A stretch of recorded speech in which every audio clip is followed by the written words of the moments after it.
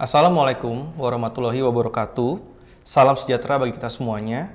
Shalom, Om Swastiastu, Namo Buddhaya, salam kebajikan.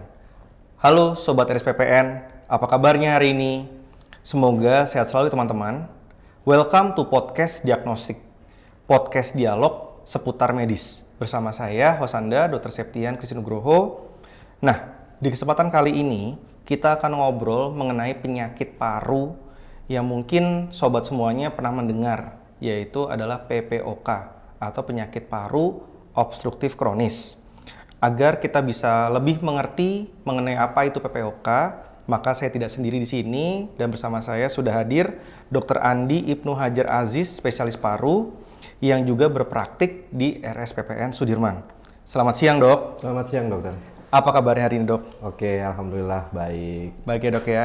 Dok, izin kita akan membahas mengenai PPOK nih, Dok. Siap. Sebenarnya PPOK berdasarkan definisi dan pengertian itu seperti apa sih, Dok? Mungkin dokter bisa menjelaskan. Baik, terima kasih. Jadi pada prinsipnya PPOK penyakit obstruksi kronis, orang bisa selalu sikat dengan PPOK ya. Atau nama lainnya mungkin kita bisa tahu ada namanya paru-paru molor. Intinya dari penyakit itu adalah masalah kronis dari kesehatan kita, khususnya di bidang paru, karena terjadi suatu proses peradangan yang lama, sehingga mengakibatkan adanya remodeling atau perbaharuan dari bentuk paru yang bukan semakin baik, tapi justru semakin menurunkan fungsinya. Seperti itu, dokter. Baik, dokter. Dari penyakit paru ini sendiri, biasanya mengenai pada usia kelompok berapa sih, Dok? Ya, sebenarnya tidak terpaku masalah usia ya.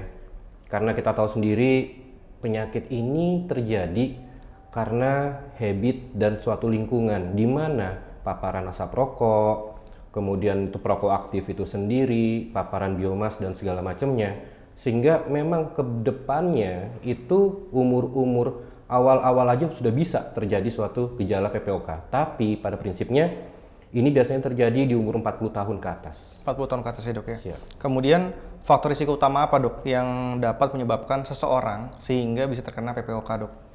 Pada prinsipnya tadi sudah sedikit saya bahas terkait masalah di paru-paru, di mana paru di sini selalu terpapar masalah tentang paparan asap terutama, terus kemudian terkait masalah kebiasaan merokok, baik itu rokok aktif maupun rokok yang pasif. Sehingga dengan adanya peradangan yang terus-menerus, itulah yang membuat paru-paru ini seakan-akan dia terbatas fungsinya, yang menyebabkan masalah sesak lah, batuk lah, dan diperparah lagi dengan penyakit-penyakit infeksi yang lainnya. Mungkin seperti itu, Dok. Baik, dokter. Kemudian gejala awal dari PPOK ini seperti apa, Dok? Dan kemudian bagaimana kita atau seseorang bisa mengenali bahwa seseorang tersebut terkena PPOK, Dok? Baik. Pada prinsipnya gejala-gejala terawal tadi udah kita jelaskan, yaitu ada sesak, pasti ada keterbatasan nafas, kemudian batuk kronis, di mana batuk ini terjadi karena adanya suatu dahak ya, atau riak yang susah dikeluarkan ataupun yang mudah dikeluarkan, kemudian napasnya juga mengi, dan aktivitas itu jadi berkurang efektivitasnya. Dalam arti biasanya bisa berjalan dengan biasa sekitar 500 sampai dengan 1 kilo, sekarang sudah keterbatasan cuma hanya 200 meter. Penyakit ini kita bisa melihat sebagai awal, kita ada beberapa macam pemeriksaan yang bisa dilakukan. Yang paling simpel sebenarnya adalah menjawab kuesioner. Jadi ada beberapa kuesioner di situ, kita akan menjawab kayak seperti ada kebiasaan merokok apa tidak, laki-laki atau perempuan, karena prevalensi laki-laki itu akan lebih tinggi daripada perempuan. Kemudian lagi masalah rokok tadi, terus kemudian usia, terus kemudian batuknya dalam 1 bulan berapa dan segala macam. Itu ada beberapa kuesioner. Ketika sudah lebih dari 5, berarti sudah ada kemungkinan besar untuk mengarah ke suatu PPOK. Kemudian berikutnya kita bisa lakukan tes spirometri atau tes tiup, di mana tes tiup ini bisa ngertiin bahwa kapasitas paru-paru kita gimana nih, apakah ada reversible, apakah ada obstruksi, dan segala macamnya bisa kita lihat dari situ. Kemudian untuk menegaskan atau untuk membedakan mungkin penyakit-penyakit obstruksi yang lain kayak seperti asma misalkan, itu kita bisa lakukan namanya uji bronkodilator, di mana spirometri yang dia tanpa berikan bronkodilator kemudian langsung berikutnya diperiksakan lagi dengan bronkodilator, gimana dia ada perubahan apa tidak. Seperti itu, Dok. Baik dokter, terima kasih dok penjelasannya. Kemudian apa aja tahapan atau derajat keparahan daripada PPOK ini dok? Baik. Sekarang PPOK dulu memang kita sudah ada perbandingan atau istilahnya derajat-derajat, ada dari 1, 2, 3, 4. Sekarang kita udah nggak pakai lagi. Yang kita pakai sekarang adalah ini PPOK atau bukan. Semuanya PPOK ini kita harus buktikan dengan pemeriksaan-pemeriksaan yang tadi kita bisa lakukan. Mungkin seperti itu, Dok. Baik dokter. Kemudian dok, ketika seseorang mengidap PPOK, mungkin akan ada muncul gejala sesak yang mungkin bisa hilang timbul. Dan kapan sih dok sebetulnya seseorang itu jika sudah terkena PPOK harus atau mungkin bisa berkunjung ke IGD dok mengenai keparahan daripada sesaknya tersebut? Ya. Jadi seperti tadi penjelasan saya di awal, jadinya terjadi remodeling. Dia keterbatasan pernapasan dan bersifat irreversible. Jadi di sini ketika orang tidak menyadari, banyak sekali tidak menyadari bahwa terjadinya PPOK di awal ini, mereka menganggap ini suatu yang biasa, sehingga perlahan-lahan akan menjadi lebih buruk dan lebih buruk.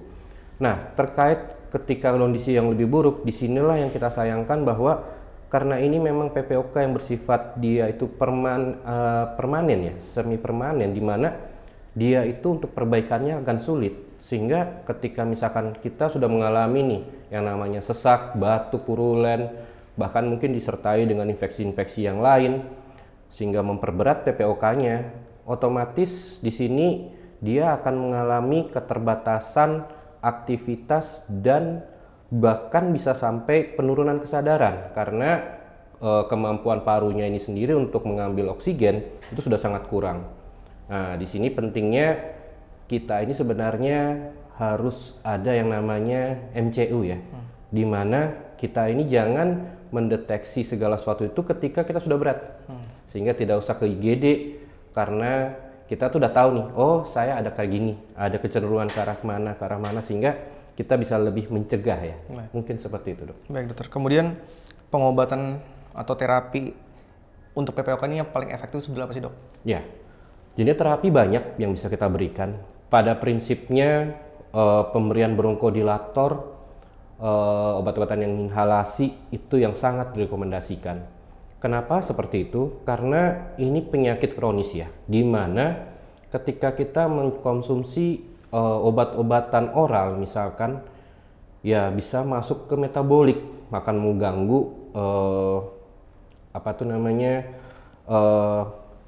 organ-organ kita yang lain kayak ginjal, hati dan segala macamnya. Bahkan karena pemberian kortikosteroid akhirnya membuat hiperglikemi atau gula darah tinggi.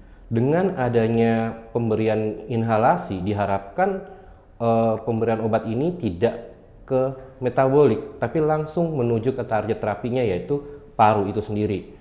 Pemberian obat inhalasi sendiri mungkin ada berapa banyak. Pada prinsipnya dia ada sebagai pelega, dia ada juga sebagai pencegah, di mana sebenarnya paduan di antara keduanya kita akan lihat dia sudah derajat di mana. Begitu.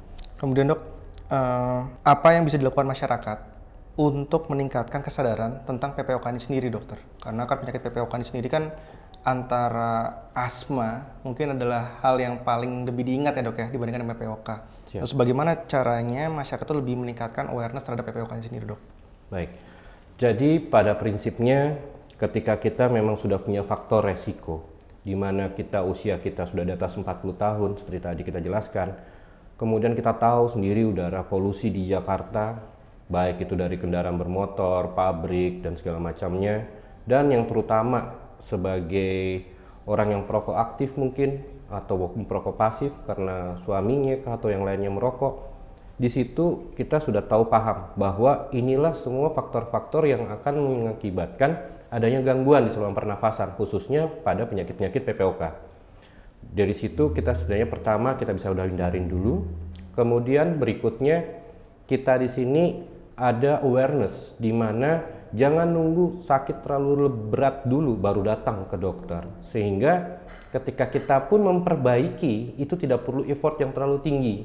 Jadi pentingnya kita itu istilahnya menjaga kesehatan, kemudian lagi berikutnya mengecek juga kesehatan kita. Jangan sampai sudah berat baru kita datang kan gimana ya, akan lebih berat lagi, kita akan atau mungkin butuh waktu lagi untuk menyembuhkan atau bahkan membuat setidaknya tidak terlalu berat ke depannya. Mungkin itu, Dok ya. Baik dokter, yang terakhir dok, jika seseorang sudah terkena PPOK, tentu kegiatan sehari-harinya kan akan terjadi limitasi ya dok ya. Nah, adakah terapi rehabilitasi yang setidaknya bisa memperbaiki kualitas hidup daripada pasien tersebut dok? Siap. Jadi pada prinsipnya untuk suatu perbaikan atau orang-orang yang sudah kena PPOK di sini, intinya kita ini harus banyak yang namanya melakukan latihan. Baik itu latihan fisik yang bersifat aktif maupun latihan fisik yang bersifat pasif. Karena pada prinsipnya kedepannya itu pasien-pasien dengan PPOK ini dia terjadi kayak muscle wasting, di mana otot-ototnya akan mulai mengecil karena ketika melakukan aktivitas dia itu mengalami keterbatasan. Disinilah yang membedakan kita mungkin sama barang ya, di mana barang itu sering dipakai akan cepat rusak. Sedangkan manusia kalau tidak pernah dipakai justru dia akan mengalami atrofi atau pengecilan otot karena tidak pernah dipakai. Sehingga pentingnya ada aktivitas di sini. Dan kemudian aktivitas apa sih yang perlu kita lakukan? Sebenarnya suatu hal-hal yang simpel saja sudah bisa kita lakukan. Salah satunya aktivitas pagi mungkin kayak seperti berjalan, kemudian aktivitas yang lainnya kayak pekerjaan-pekerjaan rumah mungkin bisa kita lakukan. Dan jangan sekali-kali kita ini karena mengalami sesak dan segala macam jadi tidak mau gerak apa-apa nih, cuma tiduran aja.